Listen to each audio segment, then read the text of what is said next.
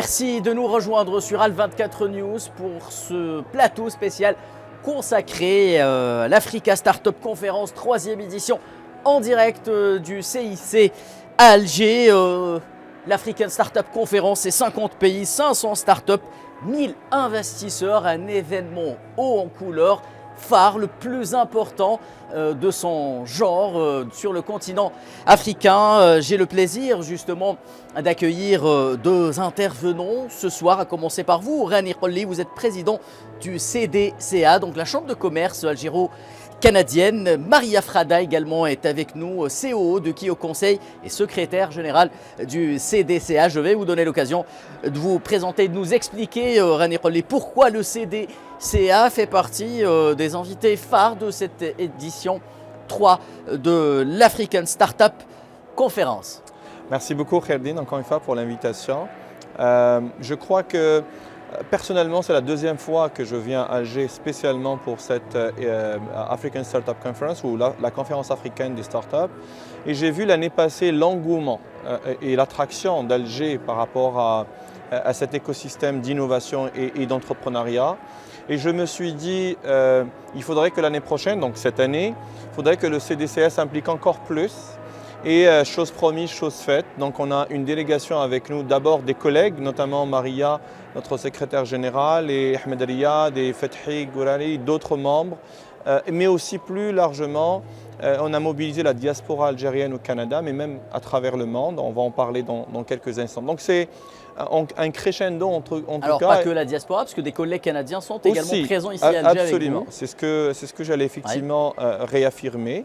Et on abordera un peu les thématiques ou les axes avec lesquels nous sommes venus. Mais pour répondre à la question, c'est une affirmation de l'implication du CDCA comme entité et de la diaspora algérienne, la communauté d'affaires algéro-canadienne d'une façon générale, pour soutenir l'émergence, voire même l'accélération maintenant, puisqu'il n'est plus naissant cet écosystème d'innovation et d'entrepreneuriat, mais plutôt c'est comment le renforcer et le consolider. Alors nous sommes au deuxième jour de l'événement, Rani Rolli.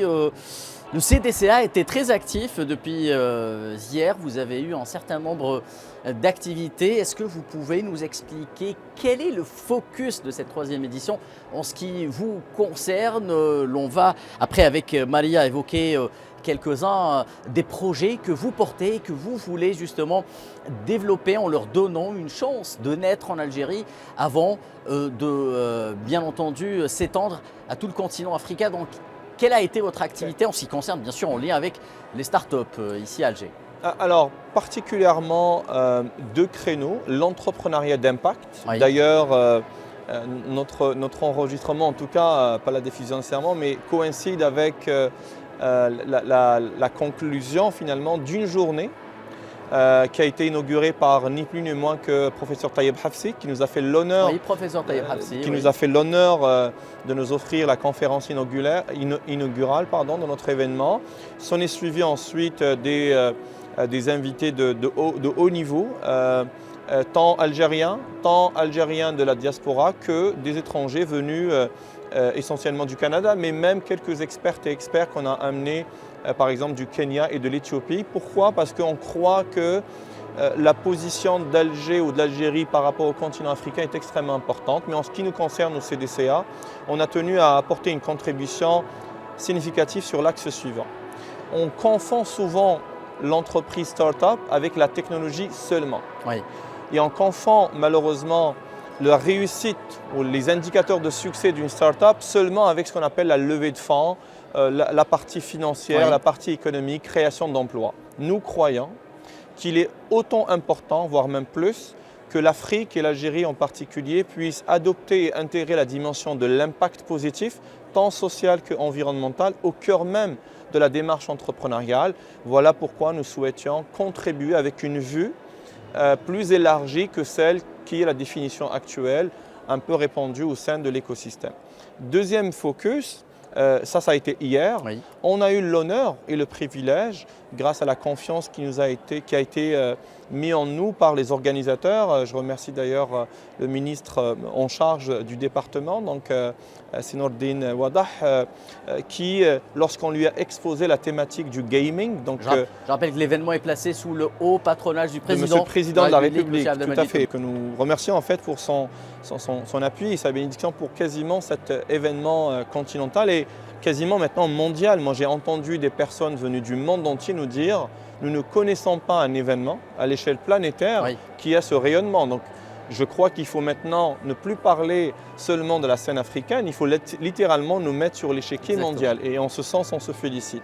Alors, pour le deuxième focus, il y a une opportunité que nous avons amenée pour le continent africain, qu'on souhaite comme membre de la diaspora algérienne, avec un ancrage algérien, mais je laisserai ma collègue en parler un peu plus, qui est l'industrie du jeu, du divertissement et du sport.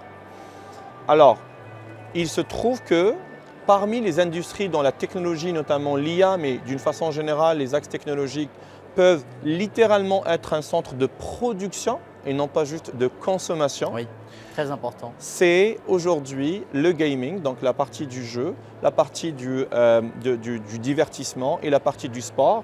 Je laisserai le soin à ma collègue de nous livrer un peu les secrets de Numidea Valley, mais en ce qui concerne le CDCA en tout cas, nous croyons que le Canada est un pôle d'excellence en la matière. Nous avons des studios de gaming, de développement de jeux qui sont éparpillés à travers la province du Québec, mais plus largement à travers le Canada. On a des grands studios et des plus petits studios. Et nous croyons aussi qu'en termes de comparaison, l'émergence du foisonnement des petits studios qui se passent à Montréal pourrait être un bon exemple d'inspiration, tout en adaptant évidemment au contexte local, au continent africain. Donc voici un peu l'apport que nous souhaitons apporter. Mes discussions, rien qu'hier à l'ambassade du Canada à Alger, concordent avec cette orientation stratégique du CDCA qui voudrait apporter le centre vivant au Canada pour qu'on puisse inspirer la jeunesse africaine et algérienne. Ceci dit, quand vous pouvez le deviner, Kherdine, les écosystèmes sont connectés, donc évidemment Las Vegas, l'Europe, l'Asie sont tous connectés et interconnectés. Donc le CDC apporte cette activité-là, phare. Nous avons eu le privilège et le plaisir d'avoir été le premier panel juste après l'inauguration par Monsieur le Premier ministre. Hier donc. Hier, et après les quelques interventions de haut niveau qui ont été mentionnées, le premier panel a été celui du gaming. Et si ça signifie quelque chose, ça signifie que les organisateurs ont vu le potentiel que nous allons développer dans quelques minutes. Donc voici un peu les deux points focaux sur lesquels on s'est concentré. Vous l'avez dit, donc parmi ce qu'a ramené le CDCA dans son escarcelle, il n'y a pas eu que du sirop d'érable, il y a eu le projet Numidea Valley que va nous présenter Maria Frada. Il s'inscrit bien sûr dans le scope de cette thématique dédiée, consacrée au gaming en Algérie et plus généralement en Afrique. Qu'est-ce que Numidea Valley, Maria Frada? Alors déjà, je te remercie Kherdine de nous recevoir aujourd'hui et je remercie Rani Rolli pour sa présentation. Alors Numidea Valley, c'est un rassemblement de 4 personnes issues de la diaspora un peu partout à travers le monde. Pour revenir un peu au sujet de la diaspora. Et alors, on est basé à Montréal, d'où la relation avec le CDCA. Donc on vient en Algérie à travers le CDCA. Donc Numidea Valley, elle se veut africaine pour l'Afrique. Alors je vous explique plus concrètement. Alors comme l'a dit mon collègue Rani, nos domaines d'expertise sont alors les jeux, le divertissement et le e-sports. Oui. Nous avons une richesse algérienne de développeurs dans le domaine du gaming, du divertissement et de e-sports qui ont tendance aujourd'hui à partir parce que nous n'avons pas justement l'industrie c'est-à-dire le marché n'existe pas. Donc, comme je le disais, je vais vous donner des exemples plus réels. L'histoire de l'Algérie ou de l'Afrique, nous l'avons entendue, elle a été racontée par beaucoup de personnes à travers le monde et à travers l'histoire, mais il y a du vrai, il y a du faux. Donc nous, ce qu'on veut, par exemple, c'est de donner l'occasion aux Algériens et aux Africains de raconter leur propre histoire, ce qu'ils ont vécu, parce que personne ne peut raconter réellement l'histoire de quelqu'un d'autre mieux que celui qui l'a vécu. Vous voyez, c'est-à-dire dire des vérités, enfin des vérités à travers, c'est-à-dire historiquement, ce que je veux dire. Alors nos objectifs aujourd'hui, premièrement, c'est d'inverser, si vous voulez, l'effet d'exode de notre jeunesse, algérienne ou africaine soit-elle, qu'on voudrait garder en Algérie, en Afrique, sur notre marché, de leur donner l'occasion de développer. Voilà, de s'épanouir exactement sur un marché local ou sur un marché africain. de niche, pour rester, Exactement, pour parler économiste, un marché de niche qui a bien sûr clairement tout l'avenir devant lui. Exactement, d'ailleurs c'est un marché d'avenir. Je laisserai tout à l'heure mon collègue Ranim vous parler de chiffres. Oui. Je finis juste un peu sur nos objectifs. C'est aussi de ramener, si vous voulez, la diaspora, d'accord, qui voudrait s'installer, elle, en Algérie, parce qu'il y a beaucoup de personnes à l'étranger qui sont installées et qui voudraient faire quelque chose pour leur pays, qu'ils soient algériens ou africains, et qui ne savent pas par où commencer ou comment faire. Donc ça va les attirer, et puis qui veulent travailler en collaboration avec des entreprises algériennes ou africaines soient-elles, et ainsi créer un effet de levier et de ramification vers différents secteurs d'activité. Alors on peut aller vers la santé, l'industrie, le sport, la culture, la formation, etc. Donc voilà. Je vous donnerai, si vous voulez, si vous permettez, des exemples plus concrets. Allez-y, pour aider nos téléspectateurs à mieux comprendre, bien entendu, le sens même du projet de Midi Valley. On pourrait prendre l'histoire de la bataille d'Alger. Oui. Imaginez-la racontée. Elle a été racontée à travers des films, imaginez-la racontée à travers un jeu. Oui. Parce qu'aujourd'hui, si vous voyez un peu, les statistiques nous prouvent un peu, il y a des gens qui ont joué à des jeux, qui ont découvert des villes à travers le jeu, et qui sont partis les découvrir. Enfin, ils ont voyagé pour découvrir réellement la ville. Parce que, vous voyez un peu l'aspect culturel. Si vous permettez de paraphraser, donc vous abordez un volet qui est devenu très important et qui est celui du soft power. Exactement. Par le jeu, on peut citer des jeux bien entendu. On peut citer l'exemple du jeu Call of Duty qui a connu un succès mondial, qui à travers Call of Duty, on peut bien entendu véhiculer un certain nombre de paramètres géopolitiques. Pourquoi ne pas permettre à l'Algérie justement de raconter son histoire, de diffuser sa vision du monde, qui est justement de permettre à chaque peuple du monde de s'exprimer librement à travers un jeu qui visualise et qui modélise la bataille d'Alger, c'est bien cela. Exactement. On pourrait prendre aussi l'exemple de certains jeux où on utilise des skins et des personnages qui sont issus un peu de l'histoire ou plutôt du football ou plutôt du sport. On pourrait par exemple utiliser Imen Khalif, on pourrait utiliser dans le sens skins, Riyad Mahrez, des athlètes africains. La fameuse équipe nationale du FLN, raconter son épopée. Excellent. Vous voyez, c'est-à-dire tout ça, c'est pour vous donner un peu les choses pour raconter un peu les choses plus concrètement. On pourrait aussi raconter l'histoire de Nelson Mandela, notre héros africain, à travers un escape game. Vous voyez, c'est-à-dire on ferait découvrir, on pourrait avoir un autre exemple, on pourrait avoir un jeu,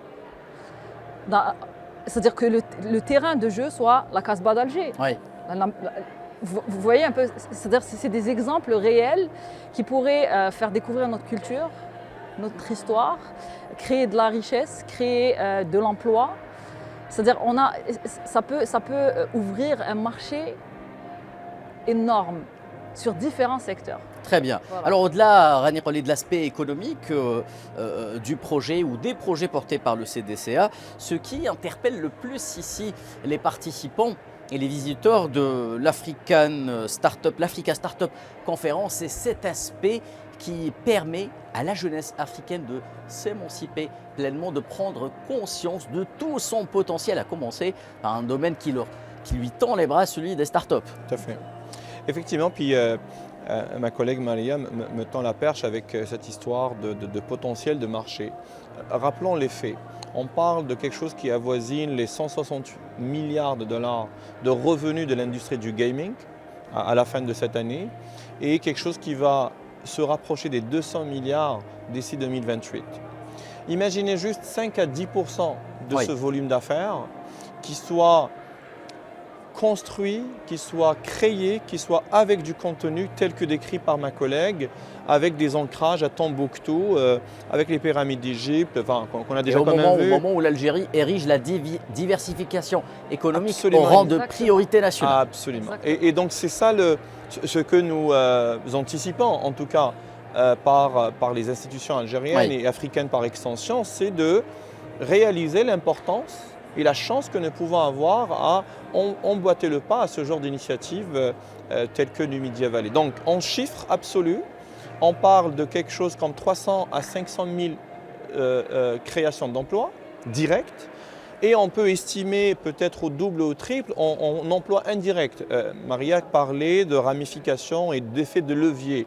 Vous savez sans doute, Kherdine et les téléspectateurs pourraient l'imaginer assez facilement que lorsque vous maîtrisez l'art de la scénarisation d'un jeu, vous pouvez le faire aussi pour le système d'éducation.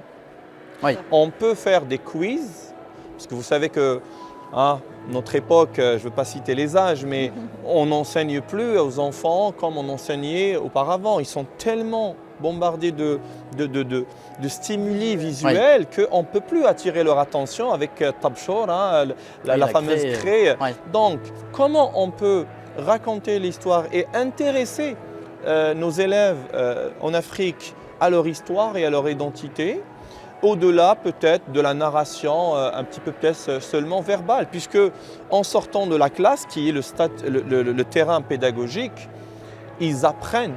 Mais ils apprennent quoi, Kherdine? Ils apprennent des lignes éditoriales et des philosophies et des concepts pas mal occidentaux ou bien occidentalisés. Alors on n'a rien contre, on est ouvert à toutes les richesses du monde, mais on en a une.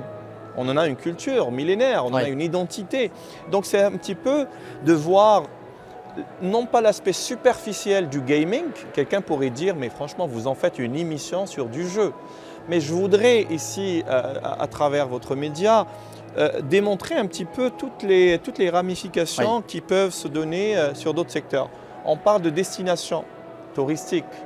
Imaginez que la Hagar soit un espace qui soit connu et reconnu à travers un jeu immersif ou un escape game qui aurait été popularisé à travers le monde et que cette destination puisse être connue par un Japonais, un Chinois, un Russe, un Canadien. Oui. Et waouh, c'est ça qui crée aujourd'hui. Qu'est-ce que Hollywood nous a vendu pendant presque d'un siècle? Ça nous a vendu ce qu'on appelle le rêve américain. Exactement. Et nous croyons, modestement mais avec beaucoup de conviction et d'ambition, que Numidia Valley est tout l'écosystème de cette industrie-là puisse quelque part rebalancer les choses et dire nous avons des choses à raconter. Alors, qu'est-ce que l'Occident ou le Hollywood pourrait nous raconter de plus qu'on n'a pas connu? Franchement, je leur souhaite bon courage parce qu'ils ont déjà un petit peu pressé leur citron dans tous les sens. Oui. Rien n'a été à peu près, ou peu de choses ont été racontées sur l'Afrique. Donc, sur le point de vue business, il y a opportunité à venir en Afrique. Par contre, c'est ça le rôle de la diaspora et pourquoi on est un peu fiers à porter cette initiative. Nous ne souhaitons pas le faire avec une base arrière de cheap labor, donc un petit peu du travail à rabais, et que nos talents, soit qu'ils les prennent ailleurs, soit qu'ils les laissent ici, mais pour qu'ils travaillent pour seulement, je dis bien seulement, des projets qui ont été conçus avec une idéologie autre que celle de raconter l'identité africaine. On a tenu le bout.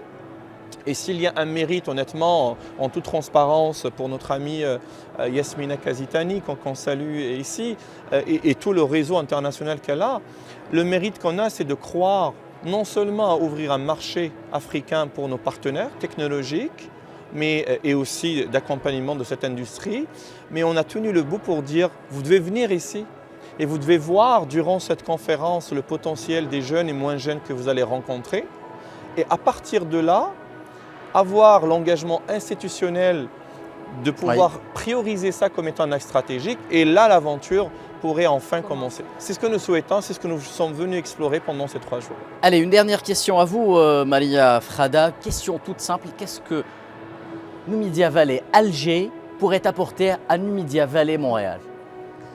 Des talents, on en a.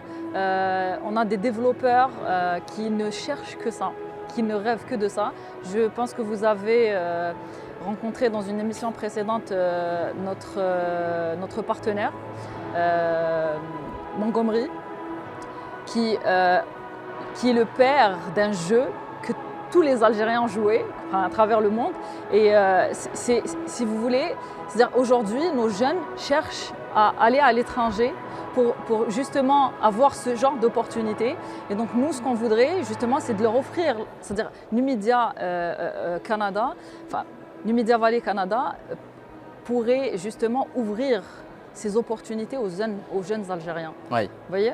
Notamment de nouveaux débouchés en matière d'emploi, vous l'avez expliqué, René Direct ou Rollet. indirect. Complètement. En fait, les dollars disponibles à travers le monde, il y a d'autres régions qui ont de l'argent qui coule à flot, mais ils n'ont pas ce qui ne s'achète pas avec de l'argent, à savoir le talent humain. Et la matière grise. Et donc là, on fait un jeu d'équilibriste en ramenant ces investissements, en ramenant ces opérateurs économiques de rang mondial. C'est un petit peu l'équivalent des GAFA de ce monde, mais au monde de l'industrie, du gaming et de l'industrie.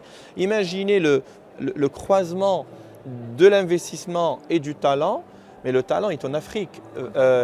Rendez-vous compte que 60% de la population africaine a moins de 25 ans. Oui, ça n'existe pas sur d'autres continents. Ils nous jalousent d'ailleurs pour cette dimension-là. Donc qu'on cesse de voir l'Afrique comme étant ce qui est comme richesse sous terre. Voyons maintenant l'Afrique avec les richesses qu'il y a sur terre et nous souhaitons en plus de les intéresser, de les outiller pour qu'ils deviennent autonomes à se raconter eux-mêmes. Et non seulement pour l'Afrique, parce qu'on a encore du temps à passer pour se connaître ensemble. Malheureusement, l'histoire nous a un petit peu occupés pour nos indépendances, c'est récent. Mais maintenant, on a besoin de se connaître un peu mieux par nos propres histoires, racontées par nos propres jeunes. Mais plus que ça, aller au-delà, de devenir finalement un pôle d'excellence qui produit du contenu pour le monde entier. Et pourquoi l'Inde a réussi sa révolution dans le sens du contenu et pourquoi pas l'Afrique qui pourrait se raconter dans ce sens aussi. René Rollet, président du CDCA, Chambre de commerce algéro-canadienne, Marie-Afra, CEO de Kio Conseil et secrétaire général du CDCA. Merci d'avoir apporté cet éclairage par rapport à votre participation à cette 3e édition de l'Africa Startup Conférence. Mesdames et messieurs, merci de nous avoir suivis. Restez branchés, l'événement se poursuit ici au CIC Alger. À très bientôt.